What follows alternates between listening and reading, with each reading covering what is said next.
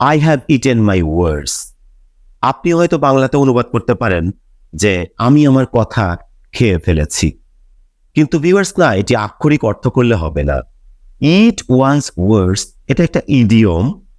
Eat one's words অথবা swallow one's words, যার অর্থ হচ্ছে নিজ উক্তি প্রত্যাহার করা বা কোনো কথা ফিরিয়ে নেওয়া। আপনি একরকম বলেছিলেন কিন্তু সেরকম ঘটেনি, তখনই আপনাকে নিজ উক্তি প্রত্যাহার করতে হবে বা ফিরিয়ে নিতে হবে। সেজন্য আপনি বলতে পারেন যে আমি বলেছিলাম অস্ট্রেলিয়া জিততে পারবে না, কিন্তু অস্ট্রেলিয়া জিতে গিয়েছে, সেজন্য আমি আমার কথা ফিরিয়ে নিয়েছিলাম, নিজ উক্তি প্রত্যাহার করেছিলাম। তো I said that Australia would not be able to win the match, but Australia won the match. কিন্তু অস্ট্রেলিয়া ম্যাচটি জিতে গিয়েছিল। So I had to eat my words, তাই আমাকে আমার কথা ফিরিয়ে নিতে হয়েছিল। So I had to swallow my words, তাই আমার কথা আমাকে ফিরিয়ে নিতে হয়েছিল।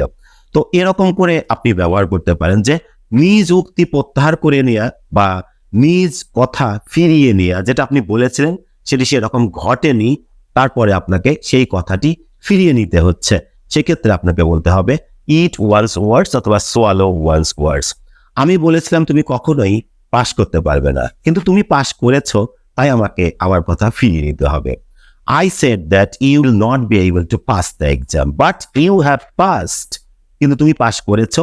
Now I have to eat my words অথবা now I have to swallow my words। আশা করি বুঝতে পেরেছেন। Thanks for watching this video.